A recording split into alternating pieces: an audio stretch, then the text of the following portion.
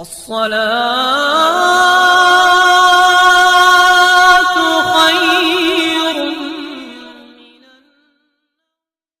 السلام علیکم ورحمۃ اللہ وبرکاتہ۔ پیارے دوستو، انسان کی صبح سے لے کر شام تک کی دوڑ بھاگ کا اکثر حصہ صرف اور صرف روزی روٹی یعنی رزق کی تلاش میں گزرتا ہے، لیکن اگر اسے اس کی ضرورت کے مطابق روزی نہ مل پائی تو پریشان ہو جاتا ہے، اور اس پریشانی میں اگر صبر و برداشت نہ ہو سکا تو اس کے لیے چوری چکاری، ڈکیتی، مارا ماری اور قتل پر اتر آتا ہے۔ آج ہم روزی اور رزق ملنے کے 16 دروازے بتائیں گے، جن کو آپ ٹھیک سے سمجھ گئے تو انشاءاللہ آپ کو حرام اور ناجائز کام کی طرف جانا نہیں پڑے گا اور ان راستوں سے ہوتے ہوئے خوب مالا مال ہو جائیں گے۔ نمبر 1، نماز پڑھنا۔ انسان کی زندگی میں برکت اللہ تعالیٰ نے نماز میں رکھی ہے۔ جو نماز سے محروم رہتا ہے وہ رزق کی برکت سے محروم ہو جاتا ہے۔ اس کے پاس مال و دولت کتنا بھی آ جائے لیکن پریشانیاں اس کا پیچھا نہیں چھوڑتی۔ مال و دولت کے ہوتے ہوئے پریشانیوں کی وجہ کیا ہے؟ وجہ یہی ہے کہ اس کی زندگی اور مال میں برکت نہیں ہے، صرف مال کی کثرت یعنی زیادتی ہے۔ اب آپ خود فیصلہ کریں کہ نماز چھوڑ کر کس کا نقصان کر رہے ہیں۔ نمبر 2، استغفار کرنا۔ استغفار کا مطلب ہوتا ہے کہ اپنے گناہوں کی معافی مانگنا، چاہے وہ جان بوجھ کر کیے ہوں یا انجانے میں، لوگوں کے سامنے کیے ہوں یا اکیلے میں۔ اگر ہم اپنے گناہوں کا حساب کرنے بیٹھ جائیں تو ہم سوچ بھی نہیں سکتے کہ دن بھر میں کتنے گناہ ہو جاتے ہیں۔ اس لیے استغفار سے نہ صرف ہمارے گناہ معاف ہوتے ہیں بلکہ ہمارا رزق بڑھ جاتا ہے، اور ایسی جگہ سے رزق آنے لگتا ہے کہ وہم و گمان میں بھی نہیں ہوتا کہ ایسا بھی ہو سکتا ہے۔ میں نے تو آزمایا ہے، اب باری آپ کی ہے۔ اور نمبر 3، صدقہ کرنا۔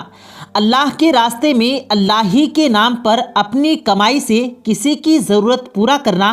جو ایسا کرتا ہے تو اللہ تعالیٰ اس بندے کو کئی گناہ بڑھا کر دینے کا وعدہ کرتے ہیں۔ اس کا تجربہ تو مسلم چھوڑو غیر مسلم بھی کر چکے ہیں۔ نمبر 4، تقوی اختیار کرنا۔ اللہ کے ڈر سے گناہوں سے بچتے رہنا، کیونکہ جو ایسا کرے گا اس کے لیے قرآن میں اللہ تعالیٰ نے ارشاد فرمایا ہے، جو اللہ کا تقوی اختیار کرے گا اللہ اس کے لیے راستے بنا دے گا۔ نمبر 5، اللہ پر توکل اور بھروسہ کرنا۔ جو اس بات پر بھرپور یقین رکھتا ہے کہ دینے اور عطا کرنے والی ذات صرف اللہ کی ذات ہے تو اللہ اس کے رزق میں بڑھوتری کر دیتے ہیں، اور شک کرنے والے تو ویسے بھی دنیا میں ہر کسی پر شک کی وجہ سے پریشان ہی رہتے ہیں۔ اور نمبر 6، اللہ کا شکر ادا کرتے رہنا۔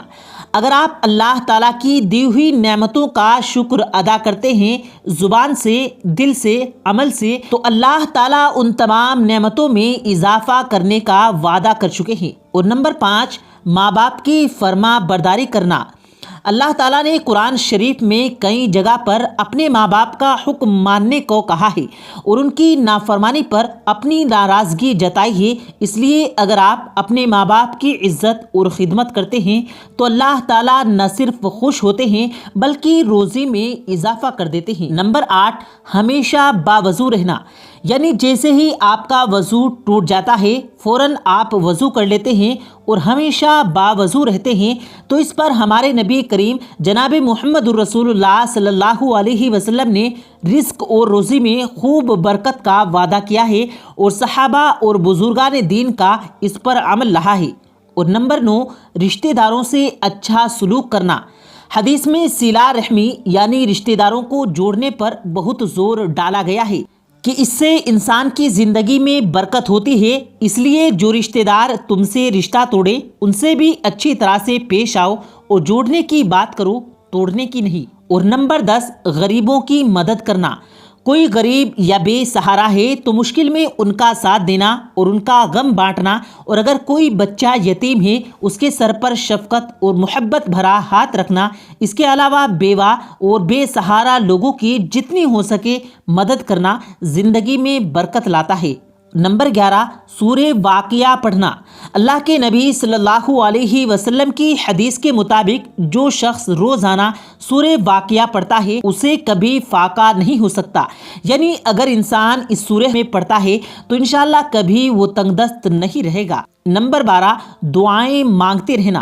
دعا تو ایک مسلمان کا ہتھیار ہے۔ ہمارے نبی کو جب بھی کوئی ضرورت پیش آتی تو آپ مسجد کی طرف رخ کیا کرتے، اللہ سے اس چیز کی دعائیں کرتے تو اللہ اسے قبول کرتے تھے۔ ہم نے اللہ سے مانگنا چھوڑ دیا، جس کی وجہ سے کئی بار ایسا ہوتا ہے کہ ہم کئی دروازے کھٹکھٹاتے ہیں تو مایوسی ہاتھ لگتی ہے، لیکن ہم سے اتنا نہیں ہو پاتا کہ اللہ کا دروازہ کھٹکھٹائیں۔ نمبر 13 نفلی عبادت کرتے رہنا۔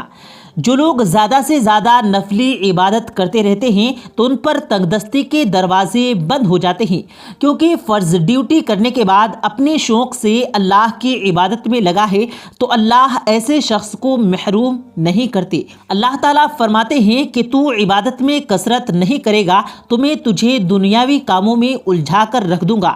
لوگ فرض تو ادا کر لیتے ہیں لیکن نفل نماز کو نفل سمجھ کر چھوڑ دیتے ہیں، جس سے رزق میں رکاوٹ آ جاتی ہے۔ نمبر 14 حج اور عمرہ کرنا۔